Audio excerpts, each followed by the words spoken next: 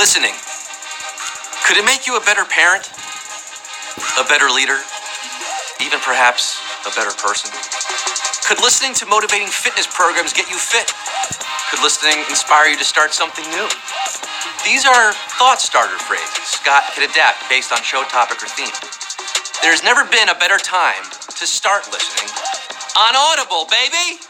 And there's never a better time to win cash by answering cues than right now on Bookworm Trivia Night, presented by our good friends at Audible. Listen up, H-Cuties. I'm your host, reading Henrik Ibsen's Ghosts, the Hound of the Askervilles, F. Scott Fitzgowski. Live from Pemberley, Oscar Wilde and out, getting lit. With all you bookworms, including Amanda and George Paul, who just gave birth to triplets, Mazel, Samantha Payne, Vanessa Nogueira, and Chad's wife Megan and Dana in Calgary, celebrating B-Days today on Pi Day, Danny DeVito Day. We had that earlier today in HQ. And now it's Bookworm Night Day, Audible Night. Make sure you blow out your candles, by the way, all you birthday kids. Do it Romney style. And make sure you got your sound turned all the way up tonight, all right? Because I have an extra special edition. Turn it up. Get turned.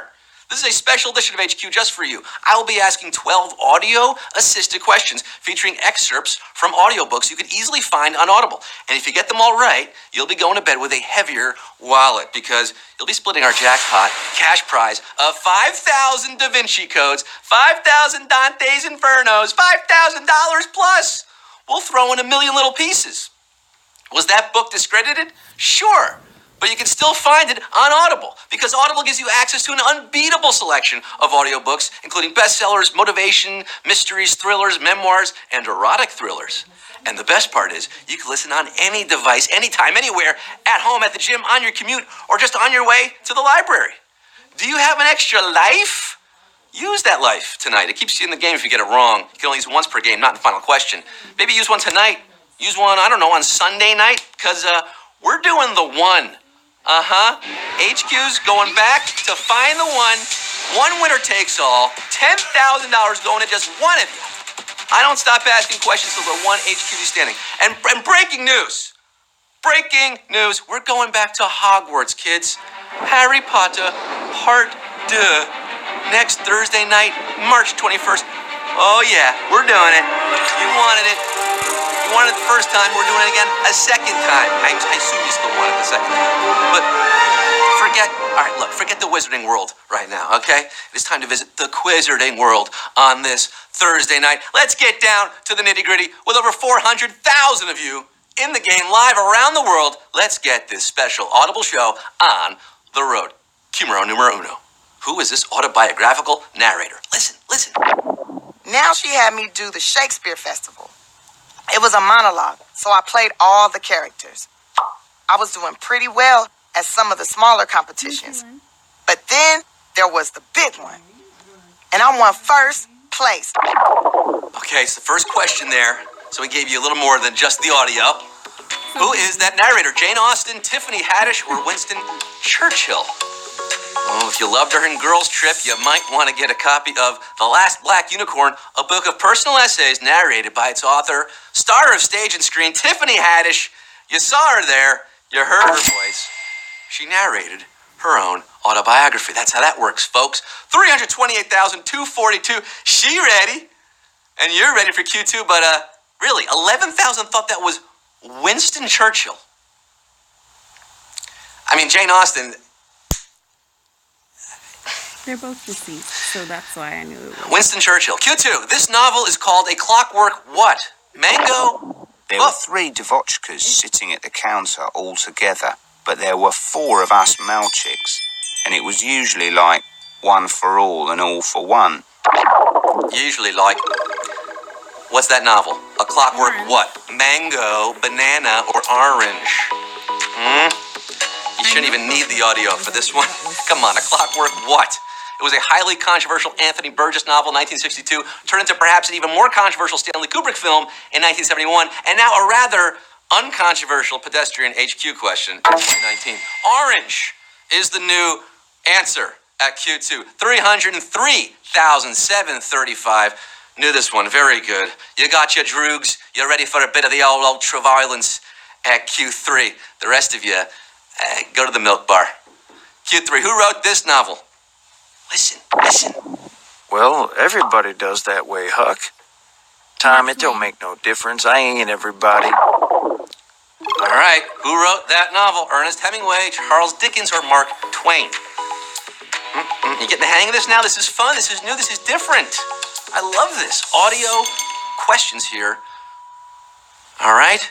The answer, of course, not Samuel Clemens. I'm not putting the birth name. I'm putting Mark Twain, the pen name. Of course, Mark Twain, The Adventures of Tom Sawyer. A modern day, what do you mean stride? 277,632 of you got a mean pride. Never the twain shall meet for the 25,000 who are 8, but all aboard this Twain train, we're going to Q4. A portrait of the artist as a young man was written by a man from which place? Ireland, Wales, or Scotland? 25,000 out there. Oh, shucks to Huck. Huck this quiz is what you're probably saying. James Joyce knows a thing or two about being a young man and a young artist. Before writing this debut novel in 1916, he had a short story collection called Dubliners under his belt. Should probably give it away now. His mother had a nicer smell than his father. She played on the piano the sailor's hornpipe for him to dance. Dubliners, Ireland, yeah. Colin Farrell there, doing the audio on the audiobook. Shout out Colin Farrell. Also in Dumbo. Happy Bloomsday to 119,329 who knew James Joyce, wrote The Portrait of the Artist of the Young Man, and then also knew James Joyce from Ireland. Eringo bra. And we're going to Q5. Getting lit, extra lit tonight. This is the beginning to a classic novel by what author? Listen. It was a bright, cold day in April, and the clocks were striking 13. I have no idea. Do you know? These clocks go to 13, baby. Was it George Orwell, Ray Bradbury, or Arthur C. Clarke? Novel by what author? Orwell, Bradbury, Clarke. The year may have passed us long ago, but many of the dystopian premonitions in this book have never felt truer than they do today. One could argue we're living in Oceania right now.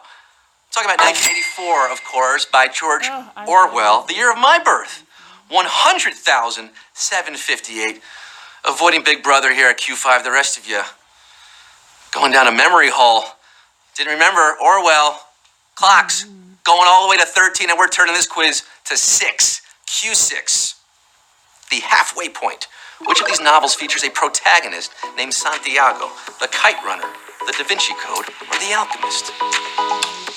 Now, this book was a major hit. I went with Being B. translated from Portuguese to English, we're talking about the young shepherd Santiago featured in Paulo Coelho's The Alchemist.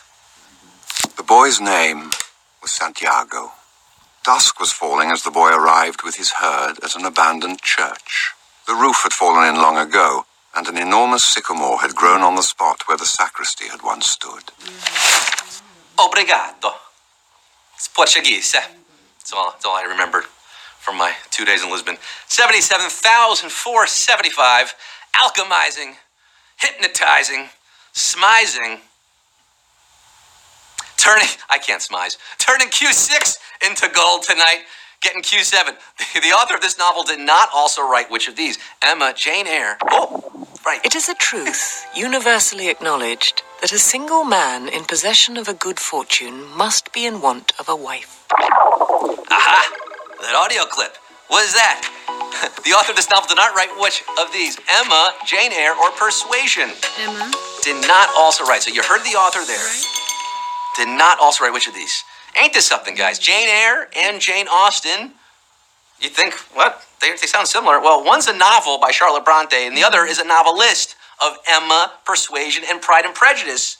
From where we heard that clip there, Jane Eyre is your answer here. 54,571 of you knew that one. Jane says, bow, bow, I'm done with Sergio. I can't hit the high notes tonight. My Q8 for the 54,000 left. Which of these Neil Gaiman works did not begin as a comic book or graphic novel? The Sandman, Mr. Punch, or American Gods? Now, this one seems like it could have been a graphic novel when it was published in 2001, but it was just a regular old fantasy novel without illustrations. Boring! Not only are there no happy endings, There aren't even any endings. Did you pick American Gods? No happy endings. Tell that to Robert Kraft. American Gods is your answer here. And we got a savage question after a savage joke. Q8, taking out 42,000 plus of you. Oof, ripped out of the book tonight, 16,008. You're still listening. You're still listening to me asking you questions, literary questions, on this Audible night. Q9. What Stephen King novel features a nightmare spider from beyond time and space? The Stand, Pet Sematary, or It? You know, when not furiously tweeting, Stephen King has been bringing us a lot of freaky-deaky stories over the years from his hideout in Bangor, Maine. Richard Bachman, too. But the only place you'll find a trans-dimensional spider like this is in It. Then Beverly was shrieking, clinging to Bill, as it raced down the gossamer curtain of its webbing, a nightmare spider from beyond time and space. A nightmare spider from Bed Bath and Beyond. Time and space. 23,585. This is it. Bow. Make no mistake where you are. This is it. It's not it for you yet. You got 3 questions left to win tonight's game of HQ. $5,000 on the line. Q10, here we go. The end of this best-selling novel famously ends with what? Listen. My name isn't Alfred. I have another name, which nobody uses now because it's forbidden. Did you hear that? What novel ends with that? The ending of this novel ends with what? Textbook chapter, presentation transcript, or rhyming poem. That novel famously ends with what? You just heard it. Folks, when I say Margaret, you say Atwood. Margaret. Margaret. This Canadian literary giant penned The Handmaid's Tale, the truly dark and dystopian sci-fi look at the not-too-distant future, and it ends with a presentation transcript. It ends with a presentation transcript. Yes, it does. 12,181 of you knew that one. Maybe you're not so familiar with the book or the audiobook and you're more of a Hulu original series fan. Shout out Lizzie Moss. We got 2 questions left, the penultimate one here at Q11. Which of these titles is part of the Outlander series? The Worth of Stars, Stolen Time, or Drums of Autumn? I would guess. We ignorant Americans pronounce it Gabaldon. Gabaldon. Gabaldon. In Spain, it's Gabaldon. That's the proper... Anyway, Diana Gabaldon. All right, you know her. She's just churning these books out. Now it's a TV show. The time-traveling Outlander books march to the beat of their own drums. The drums of autumn, that is. Your face is my heart, Sassenach, he said softly, and love of you is my soul.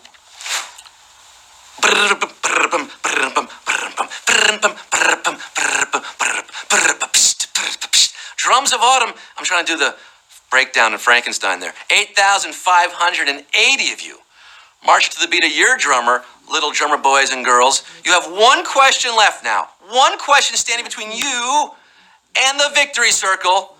Is it going to be winner, winner, chicken dinner for you tonight? Q12, it all boils down to this. Can you hear it coming? Can you hear that question? $5,000 going once, going twice, going to you at Q12. How does this famous quotation from Mary Shelley's Frankenstein end?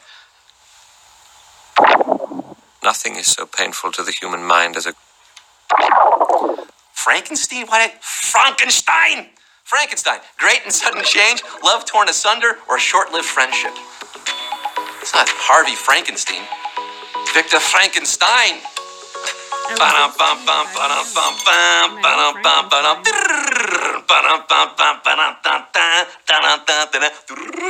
There's my Frankenstein. You might think nothing is so painful like losing HQ. But even worse, great and sudden change. Nothing is so painful to the human mind as a great and sudden change. So painful if you got it wrong, but it feels so good. For all the winners tonight, 5,430 you. Here's a great and sudden change. You just won HQ, baby!